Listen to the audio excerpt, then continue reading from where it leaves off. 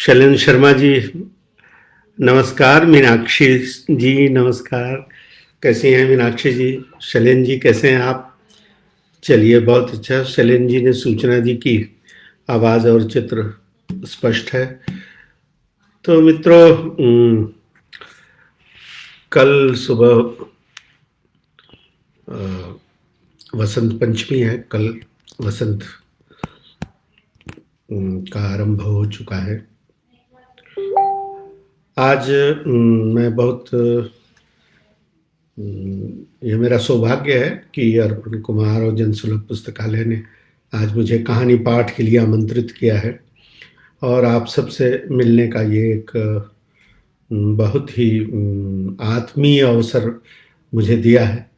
तो हम लोग मैं कोशिश करूँगा कि कहानी जो मैं सुनाऊँ वो आपको आप पसंद आए, आपको आपकी स्मृतियों में वो बस सके। ये कहानी जो जिसका पाठ मैं करने जा रहा हूँ, ये हबी डार्लिंग इसका शीर्षक है। ये जून 2014 के कथा देश के अंक में प्रकाशित हुई थी पहली बार, और उसके बाद 2015 में जो मेरा कथा संकलन आया, उसके बाद कोई कथा संकलन उस तरह नहीं आया है नया। हलंत उसमें ये संकलित है। हालांकि उसके बाद प्रतिनिधि कहानियां शीर्षक से और राजकमल प्रकाशन से संकलन आया, और एनबीटी राष्ट्रीय पुस्तक न्यास से संकलित कहानियां दो एक संकलन आए, लेकिन ये चयन है, सिलेक्शन है, नया कोई संकलन नहीं आया। अद्यतन यही है और इसकी ये अंतिम कहानी है हबी डार्लिंग, जो आज मैं आपको सुनाऊंगा, आपके सामने इसका पाठ करूंगा। इस कहानी के पीछे की थोड़ी सी बात मैं, इसके पहले कहानी शुरू करूं, कुछ लोग और जुड़ जाए, तो थोड़ी सी बात मैं ये करना चाहूँगा कि उदासियों का वसंत लिखने के बाद मैं एक गहरी उदासी में घिर गया था और लगभग 15-20 दिनों तक मैं बिल्कुल परेशान रहा उस कहानी को ख़त्म करने के बाद, लिख लेने के बाद। फिर उसी दौर में ये कहानी कंसीव हुई। मुझे लगता था कि कुछ छूट गया है, कुछ लिखा जाना और है। तो एक अजीब सी व्याकुलता, एक बेचैनी मेरे भीतर थी, और मेरा एक दुर्गुण, आप मानिए कि मैं एक सिटिंग में या 1-2 दिन में मैं कोई कहानी नहीं लिख पाता हूँ। कहानियाँ मेरे साथ महीनों चलती हैं, कई बार वर्षों तक चली हैं। तो यह कहानी भी, हबी डार्लिंग भी 2-4 दिनों में नहीं लिखी गई। लगभग 1-1.5 महीना लगा था इसको पूरा करने में। अपेक्षाकृत अन्य कहानियों के थोड़ी जल्दी तैयार हुई थी, और फिर इसको मैंने भेजा था तत्काल कथा देश के संपादक को, और वो उन्होंने प्रकाशित किया। तो इस तरह से एक उदासियों का वसंत लिखने के बाद की आकुलता थी, जैसे कुछ छूट गया हो कहीं, कुछ पता नहीं क्या था, मैं उसको विश्लेषित भी नहीं कर पाता हूँ। और कई बार लेखक अपने अंतर्द्वंद्वों से नहीं उबर पाता है, और वो जब तक किसी रचना में वो चीज़ नहीं आ पाती है। तो अगर आप सब का आदेश हो तो मैं कहानी का पाठ शुरू करूं। अर्पण जी, यदि आप कोई संकेत दें, आप कुछ लिखें तो। जी, उदय भानु पांडे जी हैं, नमस्कार उदय जी। मृदुला शुक्ला जी नमस्कार। शैलेंद्र शर्मा जी जन्मदिन की मुबारकबाद दे रहे हैं। बहुत बहुत शुक्रिया भाई, आप सबने इस दिन को विशिष्ट बना दिया है। एक अदना सा आदमी के जन्मदिन को, वो भी इस उम्र में जन्मदिन को, इसका अलग स्वाद है, इसका अलग अलग आस्वाद है जो मैं ले रहा हूँ आप सबकी स्नेह की वजह से। हाँ मीनाक्षी जी, वसंत की शुभकामनाएं आपकी मिली, और आपको भी। प्रज्ञा जी, बहुत बहुत आभार शुभकामनाओं के लिए। तेजेंद्र भाई, नमस्कार आपको। और बहुत बहुत शुक्रिया कि आप हैं और माँ को मेरा प्रणाम कहें। आज उनका भी जन्मदिन है। सदानंद मिश्र जी हैं मेरे बहुत पुराने और आत्मीय पारिवारिक मित्र। मैं इनको मिश्रा भैया कहता हूँ। मिश्रा भैया आपको नमस्कार। गीता जी नमस्कार। मृदुला जी आपकी भी शुभकामनाएं मेरी। जी नमस्कार, बहुत बहुत शुक्रिया। केतकी जी, जया केतकी जी नमस्ते। तो राजवंत राज जी नमस्कार जी। अर्पण जी कह रहे हैं कि अब कथा पाठ में आरंभ करूं। तो ये कहानी का शीर्षक है हबी डार्लिंग।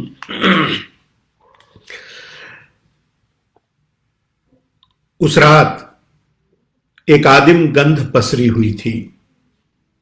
यह गंध उसके रंध्रों से होती हुई उसके मन प्राण को हिलोर रही थी। वो भारहीन हो गई थी, फूल की पंखुड़ियों की तरह, आलाप से छिटक कर द्रुत में भटकती आवाज की तरह, रुई वाली हवा मिठाई के गोले की तरह। या फिर उसके साथ पहली बार ऐसा हो रहा था। वो पूरे घर में चक्कर काट रही थी, कभी सोने के कमरे में, कभी ड्राइंग रूम में, तो कभी बालकनी में, कभी बिस्तर पर, कभी सोफे पर, तो कभी डाइनिंग चेयर पर। उसकी देह और उसके मन में, उसके घर की दीवारों में, उन पर टंगी तस्वीरों में, हर सामान में, यहां तक कि किचन के डब्बों बर्तनों में असंख्य आंखें उभर आई थीं और राह निहार रही थी। बालकनी के गमलों में फूलों की जगह आंखें ही खिली हुई थी।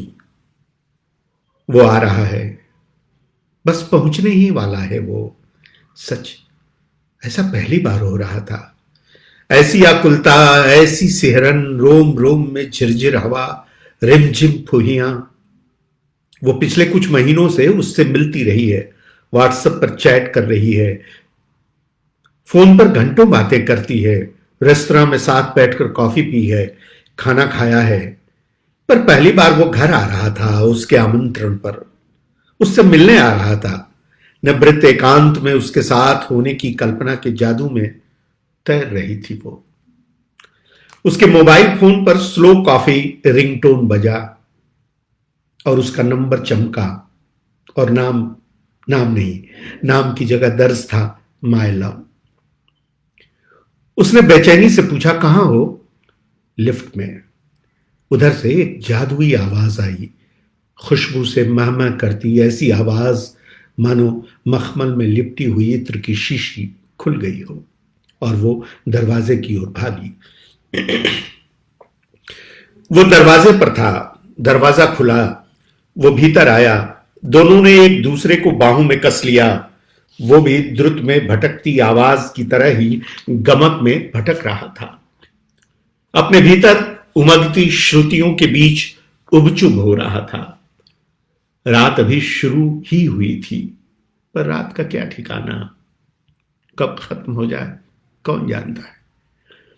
बमुश्किल 20-25 मिनट गुजरे होंगे कि मोबाइल फिर बजा और उस पर हबी डार्लिंग चमका। वो कुछ चौंकी पर परेशान नहीं हुई। उधर से आवाज आई, कहां हो? कांप गई उसकी देह। उसकी आंखें पल भर के लिए बंद हुई। हरहरा कर गिरते कदम्ब की छाया लहराई। उसने मुट्ठी में भींचा अपने मन को। आकर देख लो। उसके मंद स्वर में चुनौती थी, ललकार। आकर तो देखूंगा ये, तुम बताओ हो कहां? धमकी और सवाल दोनों एक साथ। धमकी और सवाल के आवेग हबी डार्लिंग के स्वर में टकराए और उस तक पहुंचे। इस टकराव से फूट रहे स्फुलिंग की छुअन से गहरी पीड़ा उभरी उसके भीतर। आओ, इंतजार कर रही हूं। दोनों एक झटके में द्रुत से वापस आलाप तक पहुंचे। अब वे षड्ज स्वर में बातें कर रहे थे। काफी बनने तक वो सिगरेट फूंकता रहा। काफी आई तो उसने जल्दीबाजी में गटका। हालांकि जीभ जल रही थी, समय नहीं था, वापस निकलना था, जल्दी से जल्दी, हर हाल में। वो निकल गया। जाते हुए इतनी हड़बड़ी में था कि चूमना तक भूल गया।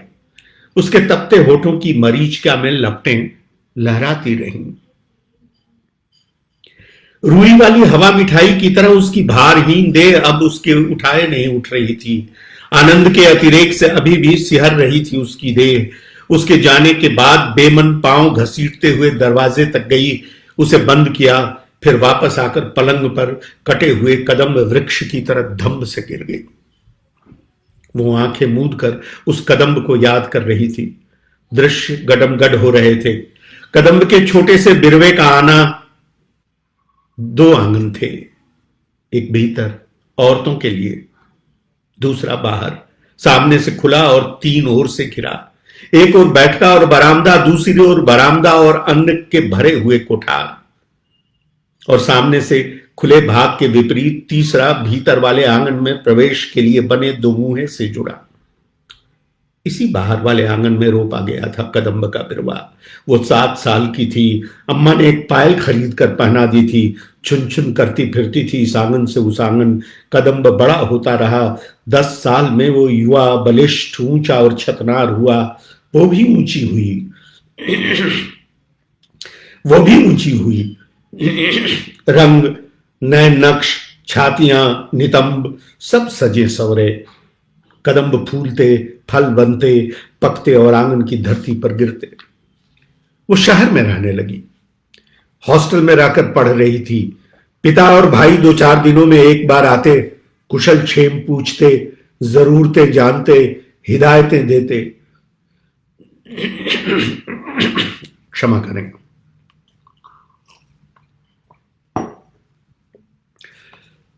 वो शहर में रहने लगी थी, हॉस्टल में रहकर पढ़ रही थी।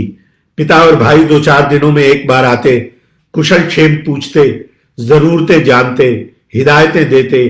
उसे ये पता नहीं चल सका कि जासूसी भी करते थे। और एक दिन भाई ने हॉस्टल के वेटिंग रूम में उसके कमर तक लहराते केशों को मुट्ठी में भर लिया और घसीट घसीट कर उसकी सहेलियों और वार्डन के सामने पीटा। वो उस समय रजस्वला थी। रात तक उसे साथ लेकर भाई वापस घर आया। उसकी अम्मा ने पीने के लिए दूध में हल्दी घोल कर दिया। अम्मा को उसके रजस्वला होने की बात मालूम हुई। उन्होंने चैन की सांस ली। पिता को भीतर वाले आंगन में बुलाकर बात की। बताया कि चिंता की कोई बात नहीं, सब ठीक ठाक है, ईश्वर ने लाज बचा ली है। भाई दरवाजे पर नाग की तरह कुंडली मारे बैठकर फुफकारता रहा।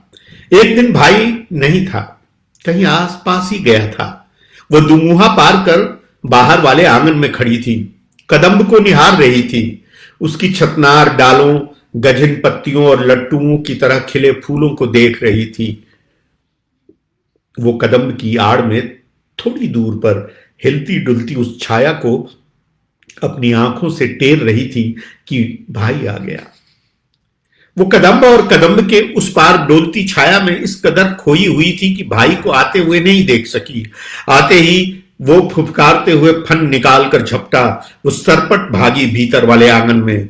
वो चीख रहा था, मना किया था न तुझे कि 2 मुंहे के आगे पैर नहीं बढ़ाना। किसे निहार रही थी एकटक। तुझे जो जो अच्छा लगता है सब मटिया मेट कर दूंगा। तुझे कदम के नीचे राधा बनकर खड़ा रहने का बहुत शौक चढ़ा है। मैं इसे जड़ से। उसी दोपहर भाई ने अपने हाथों कदम्ब को काट डाला। युवा कदम्ब हरहराते हुए गिरा धरती पर। उसने संयत किया खुद को। उठी, शिफॉन की झीनी साड़ी, पेटीकोट, ब्लाउज, ब्रा सब खोलकर वार्डरोब में ठूसा। नंगी देह चलती हुई वाश बेसिन तक आई। चेहरा धोकर गाउन पहना और बिस्तर पर लेटकर बेमन टीवी ऑन कर दिया। कोई इमोशनल दृश्य चल रहा था। नायक और नायिका गले मिलकर रो रहे थे। उसने साउंड म्यूट किया और करवट फेर कर कमरे की दीवारों को घूरने लगी। दीवारों को घूरती उसकी आंखों में फिर कदम्ब उभरा। कटकर धरती पर गिरा हुआ कदम्ब, क्षत विक्षत डालें, बिखरी हुई पत्तियां और कच्चे फल, जवान पेड़ के कटने के अपशकुन से भयभीत अम्मा का छाती पीट पीट कर रोना, चिल्लाना। अम्मा के रुदन में घुल रही थी हरहरा कर गिरते कदम्ब की आवाज। फिर औरतों का गीत नाद, हल्दी, बारात, बैंड बाजा, परछावन, मड़वा, विवाह की वेदी, भांवर, सप्तपदी, मात ढकाई, विदाई, अनगिनत दृश्य, अनगिनत आवाजें, असंख्य लोग बाग। और विदा से पहले भाई की जलती हुई आंखें और लहकते हुए शब्द और क्रोध के दाब में फुसफुसाती हुई आवाज। अगर कुछ भी सुने तो गोली मारकर मिटा देंगे अपने पूरे कुल को। दियरी जलाने पुरखों के डीह पर आना पड़ेगा तुमको। सुन रही हो ना बुचिया? फिर उसी शहर में बसेरा जहां पढ़ाई वाला बस्ता छूट गया था। एक क्षीण सी आशा की शायद मिल जाए बस्ता। पुश्तैनी खेत का एक बड़ा टुकड़ा बेचकर पिता उसे विदा कर सके थे। हालांकि सस्ते ही जान छूटी थी उनकी। कुल संपत्ति का 10वां हिस्सा भी नहीं गंवाना पड़ा। निठल्ला भाई भीतर ही भीतर प्रसन्न था कि कम ही में समय पर निबट गया ये संकट। वो जिस घर में पहुंची थी वहां संतोष था कि ठग लिया उसके बाप भाई ने। जो तय था उसमें भी घालमेल किया गया। ऐसे ही लोगों की बेटी बहनें फूंक ताप दी जाती हैं। सास और नंदों ने पारंपरिक व्यंग्यवाणों, ससुर ने मौन और अपने साथ हुई ठगी से बौखलाए पति ने बदले की हिंसक योजनाओं के साथ उसका स्वागत किया। पहली रात जब वो अपने निचले होठों को दांतों से भींचकर सब कुछ सह गई, संदेह का शिकार बनी।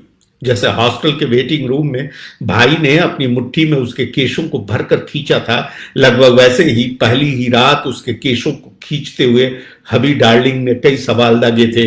उसकी चुप्पी से चिढ़कर कहा था, कितने दिन चुप रहोगी? आज नहीं तो कल पता चल ही जाएगा। जरूर खेली खाई हो तुम, तभी तो पहली रात में लड़कियां रो रो कर जान दे देती हैं और तुम मजे ले रही थी। सच बोलो, अगर ना है, कभी कुछ नहीं किया तो ना ही बोल दो, मैं भरोसा कर लूंगा। उसने ना कहा ना और रोई भी नहीं। तय कर लिया था कि न तो कोई सफाई देगी न रोएगी। अब इन हालातों में कहां और कैसे ढूंढती अपना छूटा हुआ बस्ता? इंटर की परीक्षा होने वाली थी। वो दुबला पतला लड़का उसकी तैयारियों में मदद कर रहा था। अपने नोट्स दे जाता और फिर 2-4 दिनों के भीतर आकर ले जाता। अच्छा दोस्त बन गया था, पर कभी उसने उंगली तक से नहीं छुआ।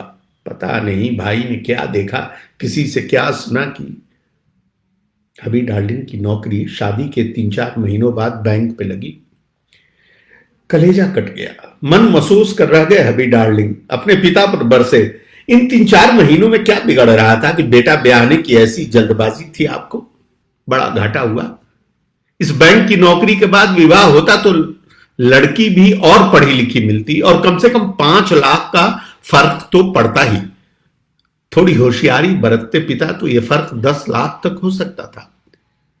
चिरकुटों के घर की बेटी उठा लाए, न पूरा माल असबाब मिला और न औरत भी प्योर नहीं लगती, जरूर पहले किसी के साथ। ये तो बाद में पता चला कि इसके उत्पात के चलते हॉस्टल वालों ने इसे निकाल दिया था। भाई आकर हॉस्टल से ले गया था। सुना है कसकर कूटा भी था और इसी चलते इंटर का इम्तिहान नहीं दे सकी। गांव घर में ही नजरबंद करना पड़ा इसे। सब भेद पता चला पर शादी के बाद। संदेह तो शादी के बाद की पहली रात ही हो गया था, पर हबी डार्लिंग ने पिता को कोसा। पिता ने अपनी पत्नी को कोसा और पत्नी यानी हबी डार्लिंग की माता ने कोसा अपने भाग्य को। 19 की उम्र में पहला गर्भ और बेटी का जन्म। नैहर ससुराल दोनों जगह कोहराम। फिर दूसरी बेटी का जन्म, शोक ही शोक और प्रताड़ना। 3 साल में 2 बेटियों का जन्म और लिंग परीक्षण के कारण 2 गर्भपात। खुद 2 बेटियों को जन्म देने वाली सासू मां दूसरी पोती के जन्म का आघात नहीं सह सकी और लकवा मार गया। ब्याही हुई 2 बड़ी नंदों ने पक्षपात का लांछन उसके ऊपर थोप कर अपने मां की सेवा टहल से अपने को बरी कर लिया। लिथड़ती हुई सासू मां गई। इस बीच अपनी ममेरी बहन की शादी में वो दूसरे शहर गई। हबी डार्लिंग नहीं गए थे। वहीं अपनी एक बहन की मदद से उसने कॉपर टी लगवा लिया। किसी को कानों कान खबर तक न हुई। बस्ता छोड़कर अपने घर लौटने के बाद पहली बार, एक लंबे अरसे के बाद पहली बार वो प्रसन्न हुई। बैंक के खातों और डिपार्टमेंटल प्रमोशन के लिए बैंकिंग प्रणाली के ज्ञान अर्जन में उलझे हबी डार्लिंग को उसने ठेंगा दिखा दिया। इस बीच ससुर गुजरे। उसे अफसोस हुआ। नंदे यदा कदा छापामारों की तरह आती और बैंक बाबू से कुछ लूट खसोट कर चली जाती। जाते जाते पलीतों में आग लगा जाती और हबी डार्लिंग पटाखों की तरह इधर उधर कई दिनों तक फटते रहते। समय सरकता रहा। उसने बेटियों को पालते पोसते हुए इंटर, बीए और उसके बाद उद्यमिता का एक शॉर्ट कोर्स किया। अपना शहर छूट गया था, मकान किराए पर लग गया। हबी डार्लिंग बैंक बाबू से बैंक अधिकारी हो गए थे। बेटियां सयानी होकर पुणे और हैदराबाद में पढ़ रही थीं। मुंबई की पोस्टिंग के बाद इत्मीनान आ गया था। उद्यमिता का शॉर्ट कोर्स काम आया। उसने अपना छोटा सा व्यवसाय भी शुरू कर दिया था। 10 से ज्यादा औरतें उसके साथ रोजगार पर लगी थीं। ज्वालामुखी के दहाने पर बसी गृहस्थी को जिंदगी के गर्भ में उबलते खनिजों का उर्वरक मिला और वो जीवित रही। कॉलबेल की आवाज आई। उसने दरवाजा खोला। हबी डार्लिंग सामने थे, आसमानी रंग का छोटा सा ट्रॉली बैग साथ लिए। वे अपनी निर्धारित यात्रा एक दिन पहले ही समाप्त कर लौट आए थे। ये कोई नई बात नहीं थी। वो अक्सर ऐसा करते और ऐसा करने के पीछे उनकी मंशा उसे रंगे हाथ पकड़ने की होती। खाना खाओगे या खा कर आए हो? तुमने बनाया है क्या खाना? हाँ। मैं तो आज आने वाला नहीं था, तो बनाया किसके लिए था? उसके जी में आया कह दे अपने यार के लिए बनाया है। वो उसे चीनी लोक कथा याद आई जिसमें एक औरत के दरवाजे पर एक यात्री पहुंचता है और सांकल खटखटाता है। औरत निकलती है। वो यात्री उससे पानी मांगता है। पीठ पर भोजपत्रों के भारी बंडलों का बोझ लादे थका हारा वो बहुत प्यासा है। औरत उसे पानी देती है, भोजन के लिए पूछती है। पहले वो सकुचाता है पर भूखा होने की बात स्वीकारता है। औरत उसे घर के अंदर बैठाती है और भोजन देती है। वो जब जाने को तैयार होता है तो वो उस बोझ के बारे में पूछती है कि जिसे वो अपनी पीठ पर ढो रहा है वो क्या है। यात्री बताता है कि वो एक शोध करता है और औरतों के चरित्र के बारे में शोध कर रहा है। अब उसका शोध पूरा हो चुका है और वो वापस अपने नगर जा रहा है। इन बंडलों में औरतों के बारे में जानकारियां दर्ज हैं। इस बीच उस औरत का पति दरवाजे की सांकल खटखटाता है। औरत उससे कहती है कि उसका पति बहुत क्रोधी और शक्की है, वो दोनों को मार डालेगा। औरत यात्री को भोजपत्र के बंडलों सहित सामने रखे एक संदूक में छिपा देती है। दरवाजा खोलती है। पति दरवाजा खुलने में हुई देर के चलते गालियां देता है और खाना मांगता है। वो खाना परोसती है। पति संदूक पर बैठकर खाने लगता है। वो औरत संदूक पर बैठने से मना करती है। पति गालियां देते हुए पूछता है कि वो क्यों ना बैठे, क्या उसने संदूक में अपने यार को छिपा रखा है? औरत मुस्कुराती है। उसका पति उसी संदूक पर बैठकर खाता है और खाना मांगता है। औरत कहती है खाना खत्म हो गया है। वो चीखता है, हरामजादी, यार को खिला दिया क्या? और ठठाकर हंसती है और कहती है, हाँ मेरे राजा, अपने यार को खिला दिया। उसका पति गालियां देते हुए बाहर चला जाता है। वो यात्री को संदूक से बाहर निकालती है। यात्री हतप्रभ। औरत ने उसके पूरा हो चुके शोध को अधूरा साबित कर दिया है। वो उसका आभार मानते हुए चला जाता है। वो मुस्कुराई, बोली, यार बिना खाए ही चला गया, उसका हिस्सा बचा है, खाओगे तो गरम कर दूं। हबी डार्लिंग की भ्रुकुटी तन गई। बहुत लंबी होती जा रही है तुम्हारी जुबान। साली किसी दिन ऐसे कूटूंगा कि जुबान भीतर चली जाएगी और बच्चेदानी बाहर आ जाएगी। तुम बार बार भूल जाते हो, बच्चेदानी तो कैंसर के डर से तुम्ही ने निकलवा दिया था दूसरे अबॉर्शन के बाद। छोटी गोद में थी और मैं कॉपर टी लगवा कर आई थी। तभी जाने क्यों खून आने लगा और तुम डर गए कि कैंसर हुआ तो बहुत पैसे खर्च करने होंगे। और बेटियां छोटी छोटी थी, सो मेरा मरना तुम अफोर्ड ही नहीं कर सकते थे, वरना निकलवाते ही नहीं तुम। वो हंसी चीनी लोक कथा वाली उस औरत की तरह। मारे क्रोध के हबी डार्लिंग दांत किटकिटा रहे थे। वो फ्रिज के पास खड़ी उन्हें लहूलुहान होते देख रही थी। कुछ देर चुप रही, थोड़ा संभलने दिया उन्हें। अब इस खेल में उसे मजा आता था। वो अपमान, दुख, भय और पछतावे से मुक्त हो चुकी थी। उसने कहा, चिकन गरम कर देती हूं, तब तक तुम कपड़े बदल लो, फिर गरम गरम रोटियां सेक दूंगी। 2 दिनों से बाहर का खाना खाते खाते जी उब चुका होगा, है ना? यह है ना मारक था, सीधे सीने में जाकर लगा। बोले हबी डार्लिंग नहाऊंगा पहले, ये साली मुंबई की धूल, बस पसीना चिपचिप। मैं तो नहीं नहाऊंगी आज, अपनी देह की इस गंध के साथ ही सोऊंगी। उसकी आवाज मध्यम थी और उसमें संगीत की लयकारी थी। किसकी गंध? परफ्यूम की। उसने बात बदल दी। कहां गई थी परफ्यूम लगाकर? यार से मिलने तुम्हारी तरफ बदबू करते हुए नहीं जाती मैं अपने चाहने वालों के पास। और फिर एक तीखी मुस्कान थी उसके साथ। लात खाओगी आज तुम, आओ। झुककर फ्रिज से चिकन निकालते हुए मुड़कर देखा उसने। हबी डार्लिंग जा चुके थे कपड़े बदलने, नहाने। बेटियां जल्द ही समझदार हो जाती हैं, चाहे कितनी ही धूल धक्कड़ हो या कितना भी घना हो कुहासा, छिपकर कांपते सच तक उनकी आंखें पहुंच ही जाती हैं। देखने और सूंघने की कला में माहिर होती हैं बेटियां, पीठ पीछे चिपकी आंखें भी देख लेती हैं और होनी अनहोनी की उस हर गंध को वे सूंघ लेती हैं जो घात करने के इंतजार में छिपी होती है।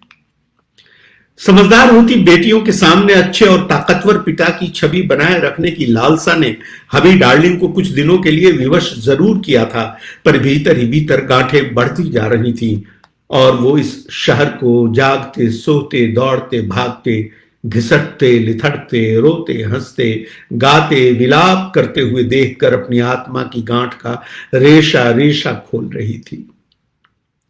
शहर सिखाए कोतवाली, सो मुंबई ने उसे हिम्मत और हिकमतें दोनों दी। उसने हबी डार्लिंग को पटाकर पहले अपना व्यवसाय शुरू किया। हबी डार्लिंग इतने भोले भी नहीं थे कि पट जाते। उन्होंने सोचा उद्योगों के लिए करोड़ों का कर्ज स्वीकृत करने के एवज में होने वाली कमीशन की काली कमाई को सफेद करने के लिए पत्नी का व्यवसाय ढाल की तरह काम आएगा। सो उन्होंने सहजता से सब स्वीकार किया। कमर तक लटके केशों को सबसे पहले कटवाया था उसने, और उन्हें इतना छोटा करवा लिया था कि वे किसी मुट्ठी की जद में ना आ सकें। उसने अपने हबी डार्लिंग को आप कहना छोड़कर तुम पुकारना शुरू किया। संबोधन के इस बदलाव ने पलक झपकते बहुत कुछ बदल दिया था उसके भीतर।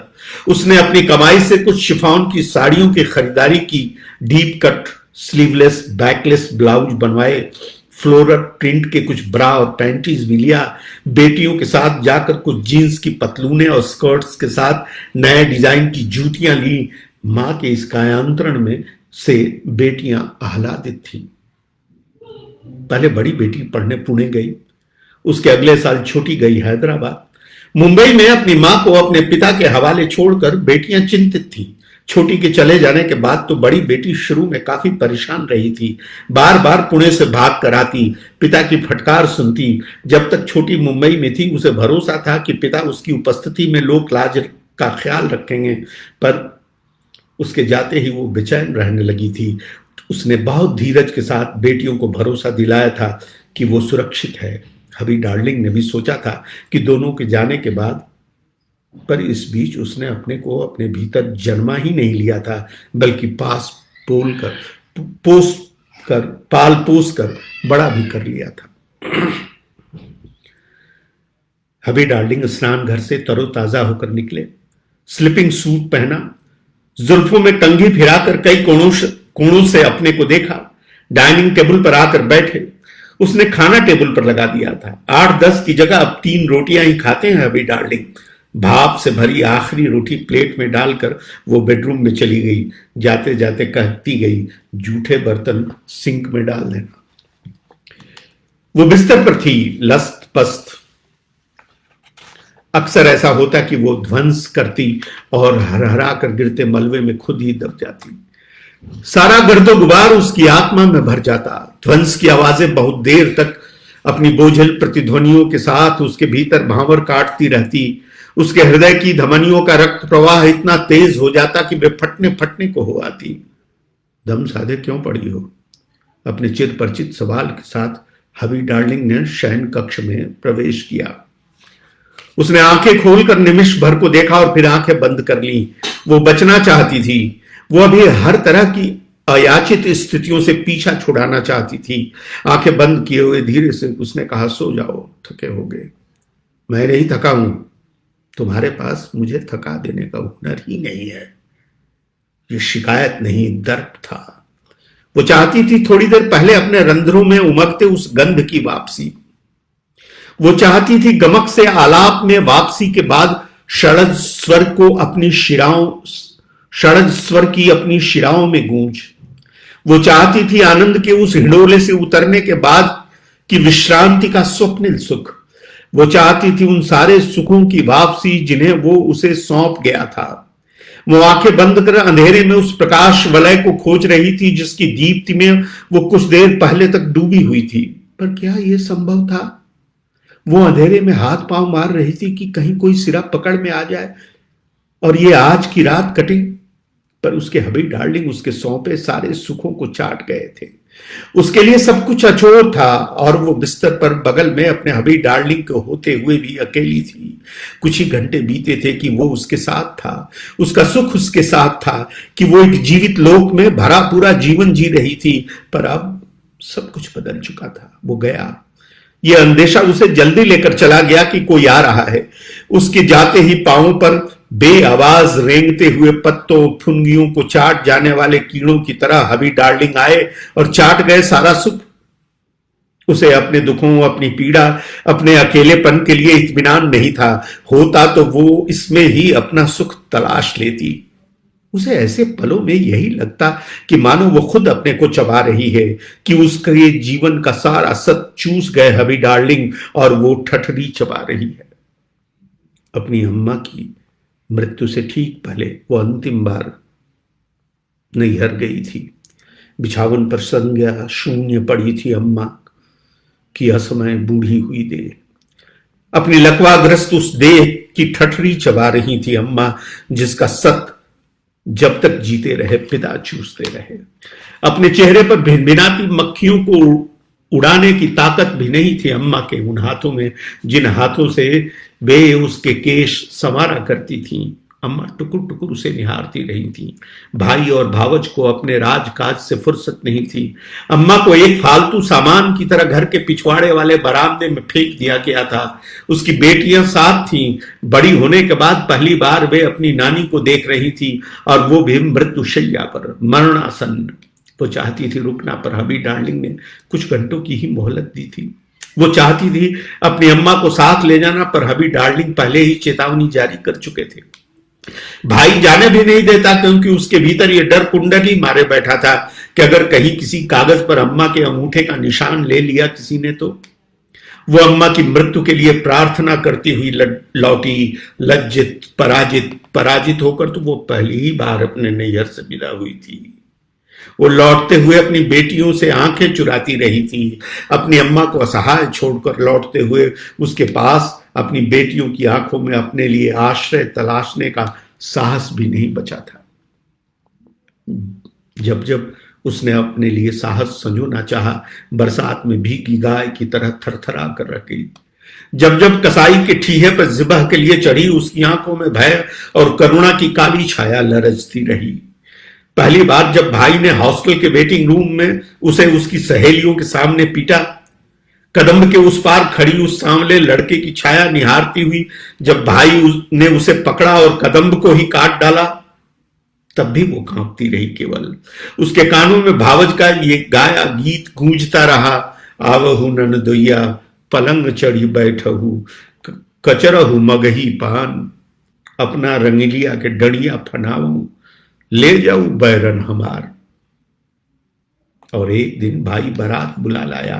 हबी डार्लिंग आए और मिचमिचाती मिमियाती चली आई उनके साथ। नित नए बहाने, कभी बोल और व्यवहार से आत्मा छिलती, तो कभी हबी डार्लिंग के लात जूतों से देह छिलती। वो हकर डकर कर रो भी नहीं पाती। हबी डार्लिंग की हथेलियां उसकी देह टटोल रही थी। वो दोनों टांगे और बाहें छितराए चित पड़ी थी। उसकी देह की तमाम कोशिकाएं हबी डार्लिंग के छूते ही रेत कणों में तब्दील हो गई थी।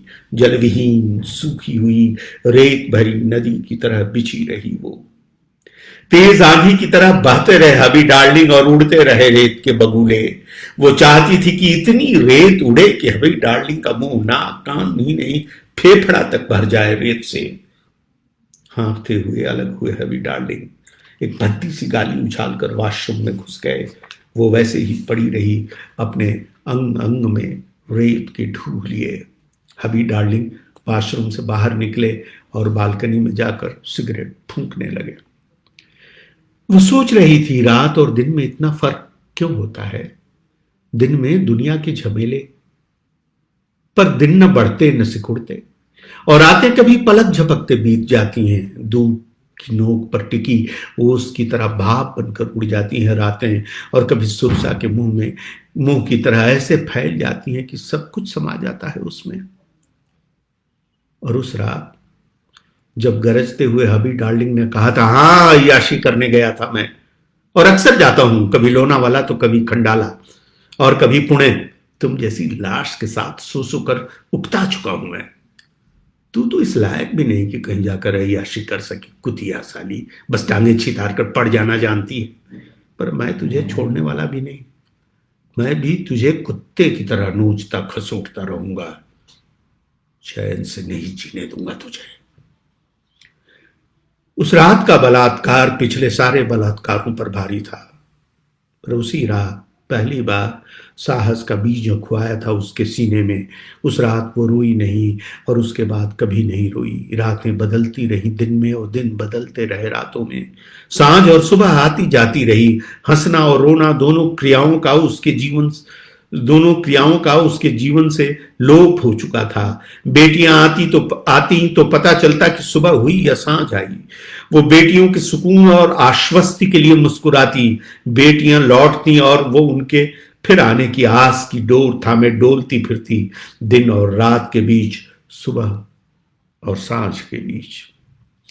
ऐसी ही एक सांझ मिला था वो उसके लिए। मुंबई के जनसमुद्र में एक हरे भरे द्वीप की तरह उभर आया था वो।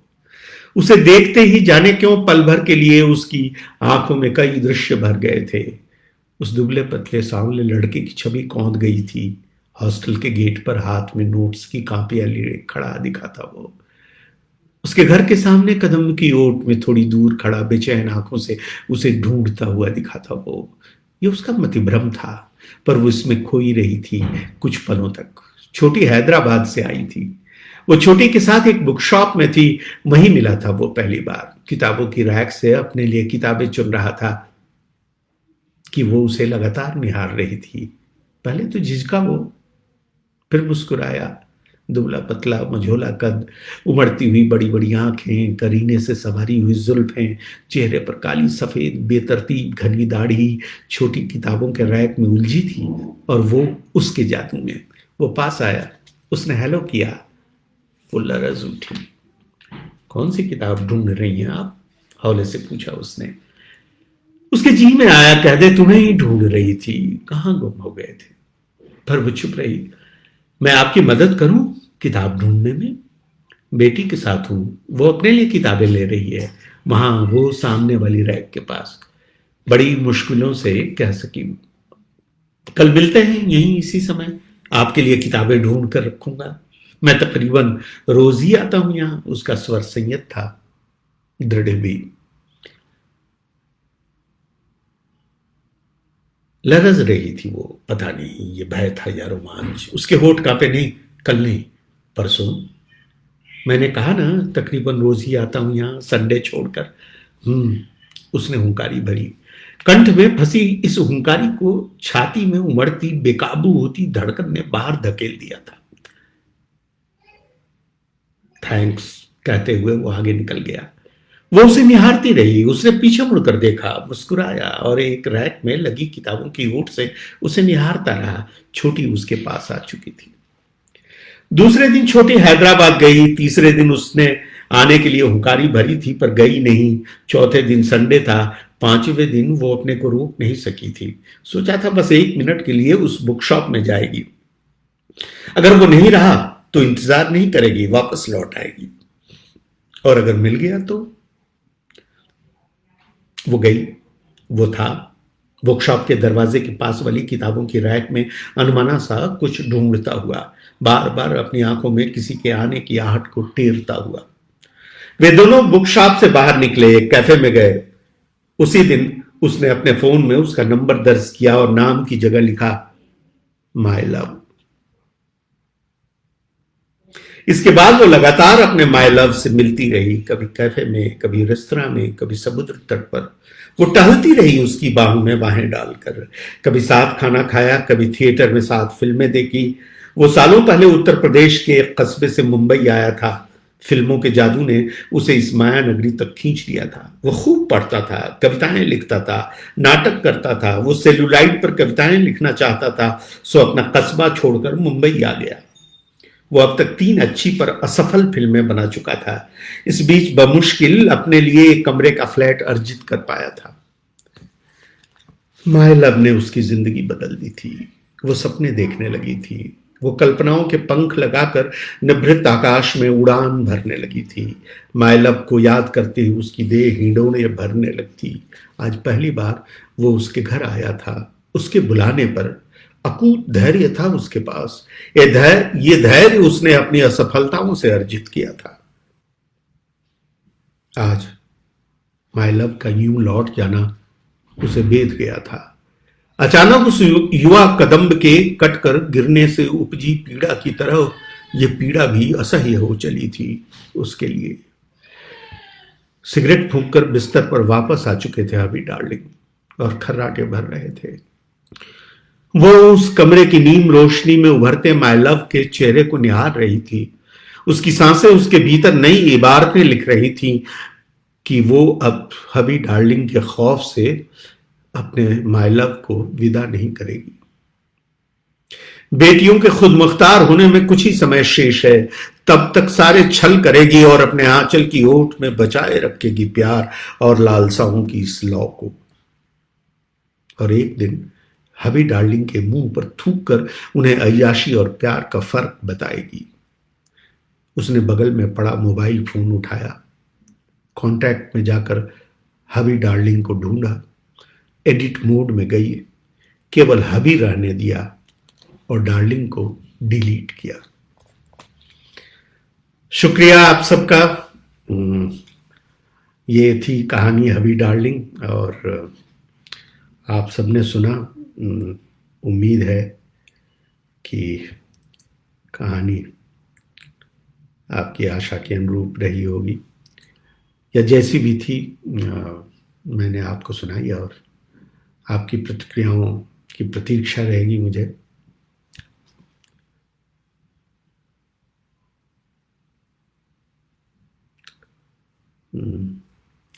अर्पण जी,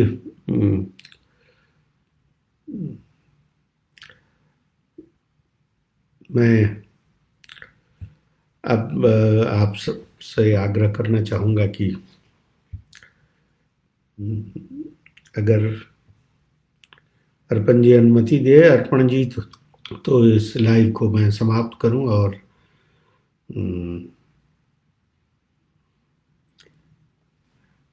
प्रज्ञा जी लिखती हैं, प्रज्ञा जी बहुत बहुत शुक्रिया।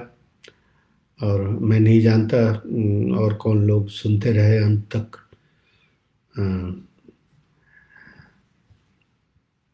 तो अर्पण जी, आप मुझे अनुमति दें कि मैं ये लाइव संपन्न करूं।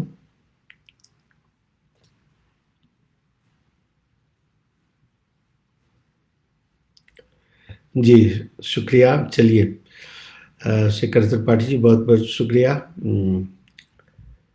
मृदुला जी आपका भी बहुत शुक्रिया। आप सबने बहुत आत्मीयता के साथ, धैर्य के साथ सुना। आप सबके प्रति आभार। और सुनीता जी हैं, बहुत बहुत आभार सुनीता महेश्वरी जी।